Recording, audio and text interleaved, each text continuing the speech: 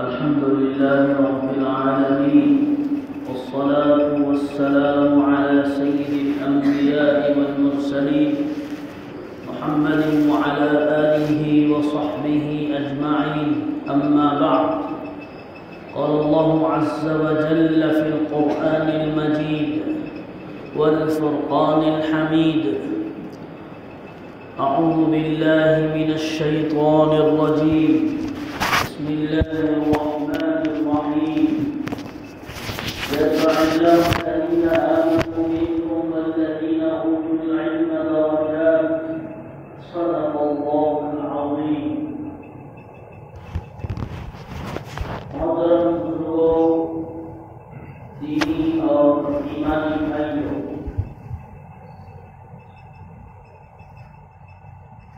گزشتہ ہفتے ہم لوگوں نے سنا تھا کہ مدرسہ کیا ہے، مدرسے کی تاریخ کیا ہے، مدرسے کی بنیاد کب پڑی ہے، اور مدرسوں میں کیا کام ہوتا ہے، مدرسوں میں پڑھنے والے فارغ ہو کر کیا کام کرتے ہیں، اور قوم کی، ملت کی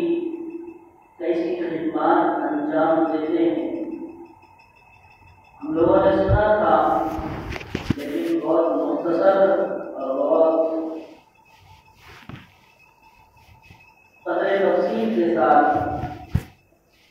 سنا تھا، اور یہ بات ہم سب کے لیے ضروری ہے کہ سب سے پہلے تو ہم اپنی تاریخ کو ذہن میں رکھیں۔ مسلمان، ایمان والا، اللہ پر، نبی صلی اللہ علیہ وسلم پر، اسلام پر یقین اور اعتقاد رکھنے والا، اس کی ذمہ داری ہے کہ ہماری اصل تاریخ کیا ہے، ہماری ہسٹری کیا ہے، اور یہ دین، یہ اسلام ہم تک پہنچا کیسے ہے۔ اور شروع میں جو لوگ تھے جنہوں نے دین کے لیے محنتیں کی ہیں، تکلیفیں برداشت کی، اور اس کے مختلف طریقے دین کو پھیلانے کے انہوں نے انجام دیے یا پھر اس کو رائج کو ایجاد کیے، وہ طریقے کیا ہیں، اور انہیں میں ایک طریقہ تھا، تو انہیں میں ایک طریقہ یہ مدرسوں کا طریقہ ہے،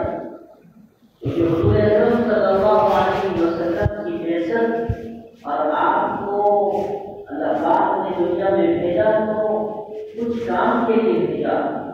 وہ چند کام ہیں جس کا قرآن کریم ذکر کرتا ہے اس آیت میں۔ اعوذ باللہ من الشیطان الرجیم، لقد من اللہ علی المؤمنین اذ بعث فیہم رسولا من انفسہم یتلو علیہم آیاتہ ویزکیہم ویعلمہم الکتاب والحکمہ۔ یاد کرو اس وقت کو کہ جب اللہ پاک نے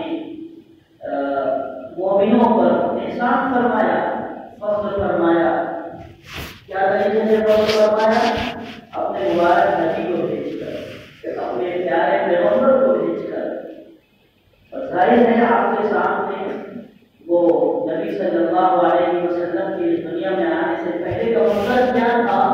اور کیا دنیا کا عالم اور دنیا کا گلوب اور پوری دنیا میں دنیا کا میپ کیا بتاتا تھا کہ ہر طرف جہالت، ہر طرف تاریکی، ہر طرف گمراہی، ہر طرف انارکی اور لوٹ مار، ایک دوسرے کے خون کا پیاسا ہونا، اور ایک دوسرے کو ذرا سی بات پر خون کا کر دینا، یہ ایسی خرابیاں تھیں کہ جن خرابیوں کی بنیاد پر وہ معاشرہ نہیں کہلا سکتا تھا، اور سوسائٹی نہیں کہلا سکتی تھی۔ وہ حیوانوں کی شکل میں انسان ضرور رہتے تھے، لیکن ان کو کوئی اچھا آدمی انسان نہیں کہہ سکتا تھا۔ انسان تو اسے کہا جائے گا کہ جس کو معاشرے کے پرنسپل پیار ہو، جس کو معاشرے میں رہنے کے اصول یاد ہو، جس کو ایک دوسرے کا احترام یاد ہو، جس کو ایک دوسرے کی جو ہے مدد کرنے کا جذبہ اس کے اندر موجود ہو اور ایک دوسرے سے محبت کا یہ جذبہ جس کے اندر ہوگا، اسے انسان کہا جا سکتا ہے، اسے اللہ کا پیدا کیا وہ صحیح معنوں میں بندہ کہا جا سکتا ہے۔ لیکن وہ لوگ جو ایک دوسرے سے خود کے پیارے ہو جائیں اور وہ لوگ جو اللہ کے حقوق کی ایسی دھجیاں اڑانے لگ جائیں، وہ لوگ جو ہر بات پر جھگڑنے والے بن جائیں، ان کو اللہ کا قرآن کہتا ہے انسان ہے، نہ نبی کہہ سکتے ہیں یہ انسان ہے۔ یہ انسانوں کی شکل میں حیوان ہے، یہ حیوان ہے، انسان نہیں ہو سکتے۔ جانوروں میں اور حیوان میں فرق کیا ہے؟ یہ سمجھتا ہے، اللہ نے اس کو عقل دیا ہے، اللہ نے اس کو قلب سلیم سے نوازا ہے، یہ صحیح برے کو سمجھتا ہے، جائز ناجائز کی پہچان کے بعد ہے تو انسان سے ہے۔ بہرحال تو یہ منظر یہاں دنیا میں تھا حضور صلی اللہ علیہ وسلم کی بعثت سے پہلے، اسی لیے فرمایا اللہ پاک نے کہ مومنوں پر اللہ نے احسان فرمایا نبی کو بھیج کر، اگر نبی نہ بھیجے جاتے تو آج وہی حال ہوگا کہ نبی جانے سے پہلے ہوگا، وہی گنڈا گردی اور وہی تمام طرح گمراہی ہوتی۔ بہرحال نبی صلی اللہ علیہ وسلم کو بھیجا گیا اور کچھ مقاصد کے تحت کچھ کام کرنے کے لیے بھیجا گیا، تو اس میں پہلا کام قرآن یہ کہتا ہے تتلو علیہم آیاتہ، کہ قرآن کی آیتیں پڑھ پڑھ کر سنانا، قرآن کی تعلیم دینا، قرآن کو سنانا، ویزکیہم، ان کے دلوں کا تزکیہ کرنا، دلوں کو گناہوں سے دنیا کی گندگی سے پاک کرنا، وَيُعَلِّمُهُمُ الْكِتَابَ وَالْحِکْمَةَ، اور قرآن پاک کی اور کتاب کی تعلیم دینا۔ اس تعلیم دینے میں یہ مدارس جو ہے ہمیں اس کی بہترین مثال نظر آتے ہیں کہ قرآن کی تیسرا جو حکم ہے اس پر جو ہے مدارس کام کر رہے ہیں، اور اس مدارس کی بنیاد پر اللہ پاک ایسی خیر وصول ملا رہا ہے۔ شروع سے ہے ہم نے بتایا تھا کچھ صاحب سے کہ مدارس آج کی پیداوار نہیں ہے، مدارس دیوبند سے شروع نہیں ہوئے ہیں، مدارس نلوے سے شروع نہیں ہوئے ہیں، مدارس مذاہب علوم سے شروع نہیں ہوئے، اور اس سے پہلے اگر آپ پڑھیں گے تو مدارس جامعہ ازہر مصر سے شروع نہیں ہوئے ہیں، کیونکہ مدارس کی تاریخ بہت پرانی ہے، مدارس کی ہسٹری بہت قدیم ہے، اور اگر تم چاہتے ہو کہ مدارس کی تاریخ جائے تو دیکھنا پڑے گا، تاریخ کو کوئی جھٹلا نہیں سکتا، حقیقت کو کوئی جھٹلا نہیں سکتا۔ اگر کوئی آسمان کی طرف تھوکے گا تو وہ دھوپ اس کے منہ پر پڑے گا، اور دھوپ آسمان پر نہیں جانے والا ہے۔ بالکل حقیقت بھی ایسی ہوتی ہے، اگر حقیقت ہے تو حقیقت ہے، اس کو انکار نہیں کیا جا سکتا۔ چنانچہ بتایا گیا کہ مدرسوں کی تاریخ بہت پرانی ہے، اور سب سے پہلا مدرسہ خود حضور پاک صلی اللہ علیہ وسلم نے صحبت کے نام سے شروع کروایا، جس میں صحابہ کرام طالب علم بن کر اور اسٹوڈنٹس بن کر اللہ کے نبی کی خدمت میں گئے اور کس طرح سے تلقن حاصل کیا، اور ان کے شاگرد بنے، کسی نے فقہ کا علم حاصل کیا، کسی نے حدیث کا علم حاصل کیا، کسی نے عربی زبان کو سیکھا، اور کسی نے مسائل کو سیکھا۔ یہ مدرسے کی تاریخ ہے، یہ مدرسہ بڑی پرانی تاریخ رکھتا ہے، اور مدرسے کی بڑی زرین اور بڑی روشن تاریخ ہے۔ چنانچہ اس کے بعد آپ کے سامنے یہ بتایا گیا کہ پھر جو ہے عہد نبوی کے بعد سے اور اس کے بعد کے ادوار میں ایک صدی، دوسری صدی، تیسری صدی، چوتھی، پانچویں، چھٹی، ساتویں صدی، اور اس کے بعد آج تک آپ کے سامنے پھر وہ محدثین کے نام بیان کیے گئے تھے، جن محدثین نے ہم پر اتنا بڑا احسان فرمایا کہ نبی صلی اللہ علیہ وسلم کی حدیثوں کو جو الگ الگ لکھی ہوئی تھی وہ حدیثوں کو جمع کر کے کتابی شکل میں ہم سب کو عطا کر دیا۔ اسی طرح وہ اس کے نام رکھ دیے گئے، کوئی بخاری، کوئی صحیح البخاری کہلائی، کوئی سنن ترمذی کہلائی، کوئی جامع، کوئی مسلم، صحیح مسلم کہلائی، اور کوئی سنن ابو داؤد کہلائی، کوئی سنن ابن ماجہ کہلائی، اور کوئی جو ہے نسائی کہلائی۔ یہ وہ محدثین ہیں کہ میں نے بتایا تھا کہ بخاری شریف کے لکھنے میں 6000 ساڑھے 6000 اس کے اندر حدیث انہوں نے جمع کروائی ہے، اور اس کے اندر انہوں نے ایک حدیث پہلے وضو کیا، اس کے بعد اس حدیث کو اپنی کتاب میں درج کیا، اس کے بعد اس حدیث کو کتاب میں نوٹ کیا۔ یہ ایسا تقویٰ، طہارت اور ایسی پاکیزگی کا خیال اور نبی سے محبت کی سب سے بڑی علامت کہ پہلے وضو کرتے تھے پھر اس حدیث کو اپنی کتاب میں نقل کرتے تھے۔ اتنی محنتوں سے اتنی جانبازیوں سے، اتنے مجاہدوں اور قربانیوں سے یہ کتابیں انہوں نے جمع کی، کتابیں لکھی اور ہمارے لیے ایک کھانا بنا کر صرف پلیٹ میں پیش کر دیا گیا کہ آپ آئیے اور کھانا کھائیے۔ تو انہوں نے اتنی محنت بتائیے کیسی محنت پڑی ہوگی۔ آج کے زمانے کی کوئی ٹیکنالوجی ان کے پاس نہیں تھی، نہ لائٹ کا انتظام تھا، نہ کمپیوٹر تھے، اور جو وسائل آج دیکھ رہے ہیں، جو سہولت سے پہلے چیز آج دیکھ رہے ہیں، کوئی ان کے پاس نہیں تھی۔ قلم ہوتے تھے، روشنائی ہوتی تھی، اور اندھیرے ہوتے تھے، چراغ ہوتے تھے، لالٹین ہوتے تھے، ان کی روشنی سے وہ لوگ گزار کرتے تھے۔ اللہ نے ان کی اس قربانیوں کو اتنا قبول کیا کہ آج بس قیامت کے بعد یہ کہا جاتا ہے قرآن شریف کو اصح کتاب اللہ، مفہوم میں بیان کرتا ہوں کہ قرآن کے بعد سب سے زیادہ صحیح، سب سے زیادہ مستند، سب سے زیادہ معتبر، سب سے زیادہ قابل اعتبار اور بھروسے والی کتاب اگر ہے تو وہ قرآن کے بعد اللہ نے ایسا مقام و مرتبہ دیا ہوا۔ یہ بہت چیز پیدا ہوئے، یہ مدرسے کے فارغین تھے، یہ مدارس میں پڑھنے والے وہ طلبا تھے جنہوں نے اپنی محنت کے ذریعے، اپنے محنت کے بلبوتے پر قرآن و حدیث کو سیکھ کر اپنے سینے میں اس کو حاصل کر کے انہوں نے امت کے لیے خدمات انجام دی کہ اگر یہ کتابیں نہ ہوتی آج ہم چل رہے ہوتے، آج در بھٹک رہے ہوتے، اگر حدیث نہ ہوگی تو ہم کس سے اپنے راستے کو روشن دیکھتے، کیسے ہم اس راستے کو نہیں پاتے۔ حدیثیں تو ہم کو رہنمائی کرتی ہے، حدیثیں تو ہم کو بتاتی ہے کہ صحیح ہے کہ غلط ہے۔ بہرحال اس کے بعد جو فقہاء کا نمبر آتا ہے، فقہاء چار بڑے فقہاء، چار بڑے امام اعظم ابو حنیفہ، امام شافعی، امام احمد بن حنبل اور امام مالک رحمہ اللہ، یہ وہ تمام فقہاء علماء ہیں جنہوں نے پھر ان حدیثوں اور قرآن کو سامنے رکھ کر پھر مسائل امت کے لیے تیار کیے۔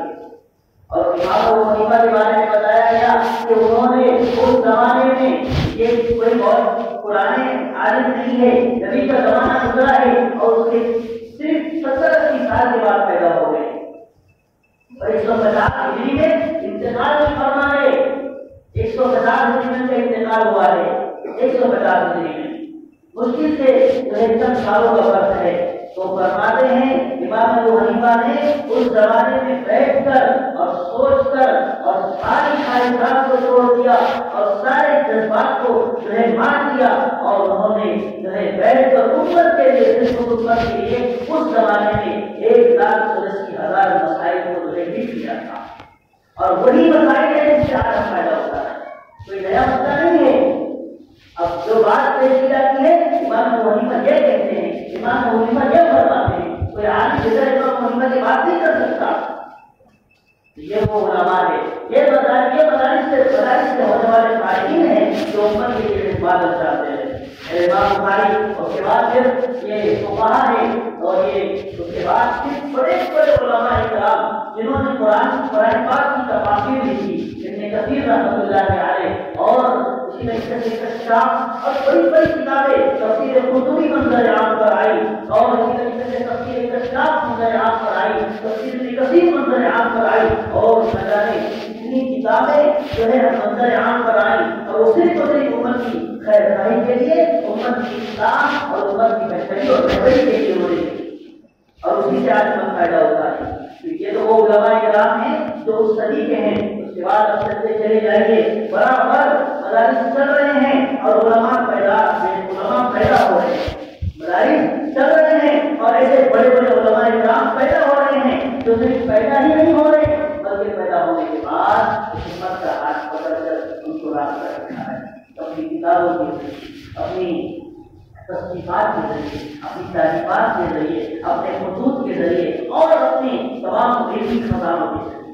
یہ سلسلہ کر کے چلاتے ہندوستان پہنچتا ہے، اور ہندوستان میں انگریزوں کی حکومت غالب آتی ہے، اور جب انگریزوں کی اور اس سے پہلے مغلیہ سلطنت ہوتی ہے، مغلیہ سلطنت میں مسلمانوں کی طاقت کا کیا پوچھنا، لیکن جب مغلیہ سلطنت کا چراغ کھل ہوتا ہے اور ان کا سورج ڈوبتا ہے تو پھر ایسی صورت میں ہندوستان کے حالات بگڑتے ہیں اور انگریز قابل آتا ہے، اور انگریز یہ چاہتا ہے کہ مسلمان ہندوستان سے مسلمانوں کو ہٹا دیا جائے، اسلام کو ختم کر دیا جائے، ہر چیز کو ختم کر دیا جائے جو ان کے سامنے آیا انہوں نے سب کو ختم کر دیا، یہاں تک کہ ہندو مسلم کے جھگڑے کروائے، ڈیوائڈ رول کی پالیسی اختیار کروائی اور کہا کہ تم آپس میں لڑو بھڑو، تم ختم ہو جاؤ گے، ہم یہاں پر حکومت کریں گے۔ لیکن ہم لوگوں نے نہیں سمجھا، ہمارے ہندو بھائی اور ہمارے مسلمان بھائی اسی میں لڑ گئے، ان کی پالیسی کام کر گئی، ان کا ہر بار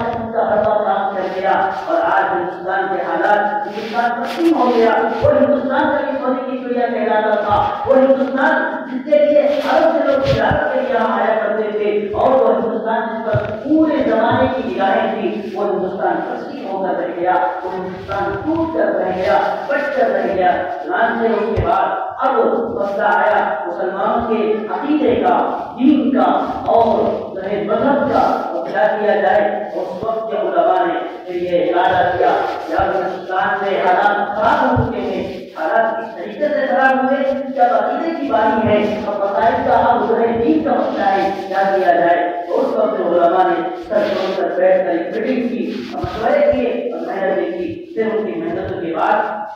حضرت امام قاسم نانوتوی رحمۃ اللہ علیہ پر اللہ پاک نے ایک جو ہے ان پر غلبہ اور ایک رہنمائی فرمائی، اور انہوں نے دارالجوہر قائم کیا، دارالجوہر انہوں نے قائم کیا۔ اور اس کے بعد پھر جو ہے کچھ سالوں کے بعد پھر دارالعلوم نظرۃ العلماء قائم ہوا، اور اس کے بیچ میں پھر مدارس سہارنپور قائم ہوا۔ یہ وہ تینوں بڑے مدارس تھے کہ جن مدارس سے پھر ایسے بڑے بڑے علماء کرام فارغ ہو کر امت کے لیے اور میدان میں آئے، جنہوں نے امت کی بھاگ دوڑ سنبھالی، جنہوں نے امت کی پھنسی ہوئی کشتی کو کنارے لگانے کا کام کیا، جو امت کی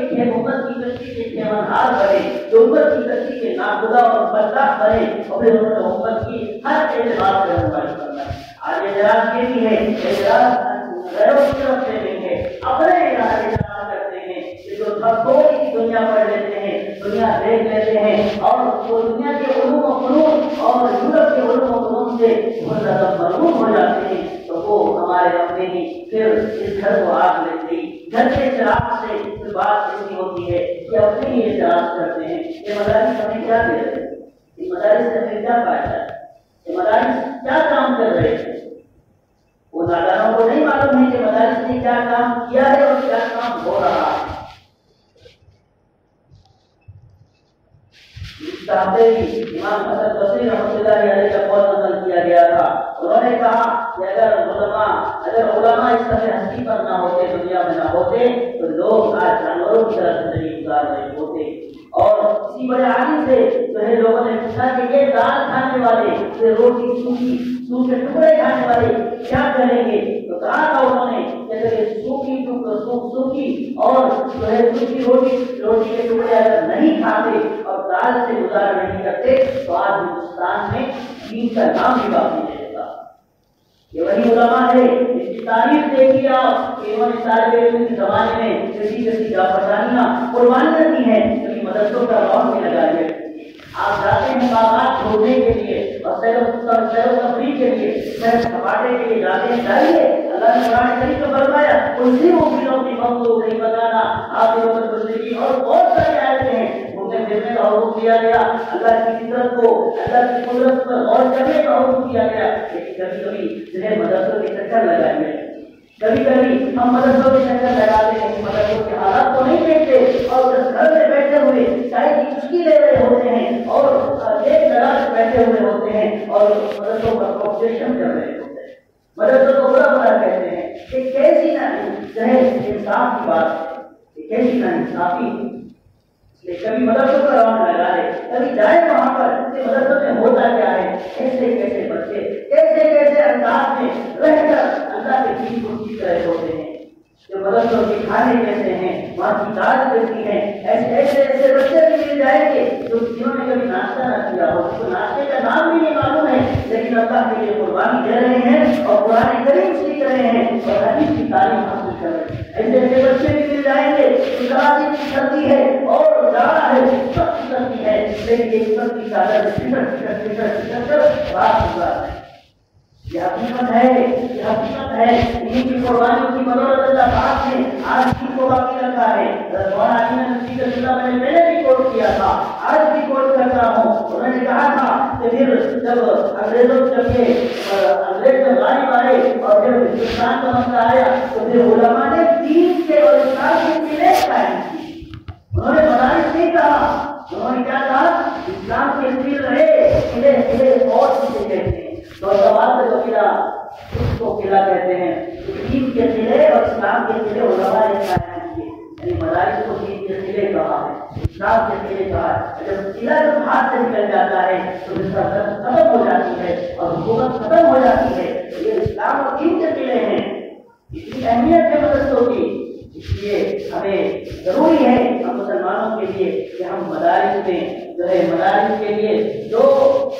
مدارس دین کے کام میں لگے ہوئے ہیں اور مدارس کے لیے ہم جس طریقے سے چاہیں ہم اپنا جو ہے حصہ اس میں لگائیں, مدرسوں کے لیے دعا کریں. جیسا کہ آج کے حالات ہمارے حالات اس طریقے سے پریشان کن ہیں اور افسوسناک حالات ہیں, ان حالات میں ہم جو ہے مدارس کے لیے دعائیں کریں, مدرسوں کے لیے جو ہو سکتا ہے اس کو بڑھانے کی اور اس کو تحقیق کریں. ہم یہ نہیں کہتے کہ آپ ہر مدرسے میں جائیے اور آپ بند کر کے جائیے اور جو کچھ ہو سکتا ہے کیجیے, نہیں, بلکہ تحقیق کیجیے اور تحقیق کے بعد آپ کے دل کو اطمینان ہوتا ہے تو پھر اس اطمینان کی بنیاد پر آپ مدرسے میں جا کر اس کو جتنا ہو سکتا ہے ایک ایک بچے کی حفاظت کی ذمہ داری لے لیجیے. ہمارے مسلمانوں میں کیا امیر نہیں ہے کہ اللہ نے مال و دولت نہیں دیا. آپ غور کیجیے اللہ ہماری حفاظت فرمائے. کتنی قوم خرچی ہو رہی ہے. اب ہیپی برتھ ڈے, یہ جو برتھ ڈے ہے, یہ جو نومسط ہے, اس نومسط پر کتنا مال خرچ ہو رہا ہے اور نہ جانے کتنی رسمیں ہیں, ان رسموں پر ہمارے یہاں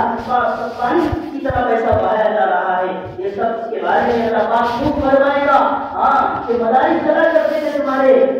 آج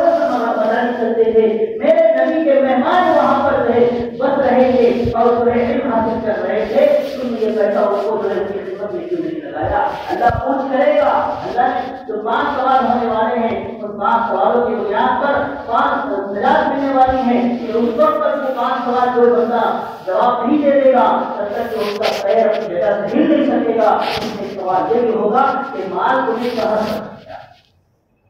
مال کو نے کہاں خرچ کیا. اس لیے ضروری ہے کہ یہ جو ہے علماء انبیاء کے وارث ہے, علماء انبیاء کے وارث ہیں, اس سے ان کی قدر کرے. اور انبیاء کے وارث ہے. بس آخری بات ایک خوبصورت واقعہ میں آپ کو بتا کر میں جگہ لوں گا اپنی کہ امام محمود غزنوی رحمۃ اللہ علیہ, ہم یہ بہت سارے لوگوں کو اعتراض ہوتا ہے کہ علماء انبیاء کے وارث ہیں, ان کی حالت تو دیکھو, ان کے پاس ایسے گھر نہیں, گاڑی نہیں, اور ان کا اسٹیٹس دیکھو. اللہ حفاظت فرمائے. یہ جملے ہمیں جملے کہتے ہوئے بھی ڈرنا چاہیے, لیکن میں سمجھانے کی مثال کے لیے کہہ رہا ہوں. تو ہم کہتے ہیں علماء انبیاء کے وارث کہاں سے ہو سکتے؟ ایک وارث ایسا کوئی جو اس نے وراثت چھوڑی وہ بڑا ہے, تو وارث بھی بڑا ہونا چاہیے, لیکن ان کے دوسرے بات کا کچھ نہیں ہے ظاہری طور پر. لیکن سنیے, محمود غزنوی رحمۃ اللہ علیہ بڑے بادشاہ گزرے ہیں, ان کی سوال ایک طرف سے گزری, ان کو 3 سال کے اعتراض تھے. وہ کہتے تھے کہ مجھے 3 سوال ہے. ایک تو یہ کہ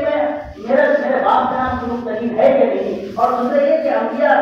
علماء انبیاء کے وارث ہے کہ نہیں, اور تیسرا یہ کہ قیامت قائم ہونے والی ہے یا نہیں ہے. مجھے اس میں شک ہے. یہ 3 شکوک ان کے ذہن میں تھے. ایک دن گزرے سواری سے سفر سے آ رہے تھے, بہن تشریف لے جا رہے تھے, راستے میں گلی میں دیکھا کہ ایک لڑکا, ایک بچہ, مدرسے کا بچہ کتاب کا مطالعہ کر رہا ہے. رات ہو چکی ہے تو اس نے کہا کہ یہ بچہ یہاں کیوں ہے؟ تو اس نے کہا کہ مدرسے کا لائسنس جو ہے وہ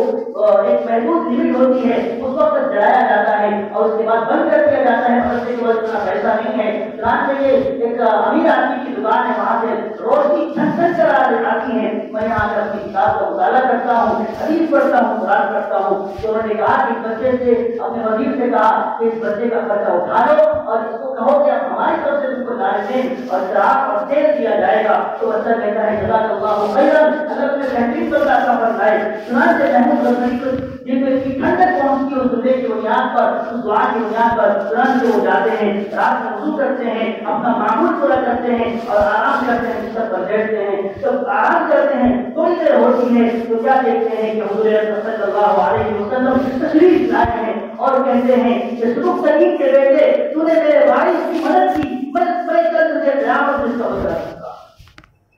تو کہتے ہیں کہ مجھے 3 سوال سے مل گئے اور وہ جو ہے اس پر محفوظ ہوتے ہیں کہ میرے 3 اشکالات ختم ہو گئے. اور نبی نے فرمایا سلوک سلیم کے بیٹے, تو نے میرے وارث کی خدمت کی, مدد کی, اس کا سزا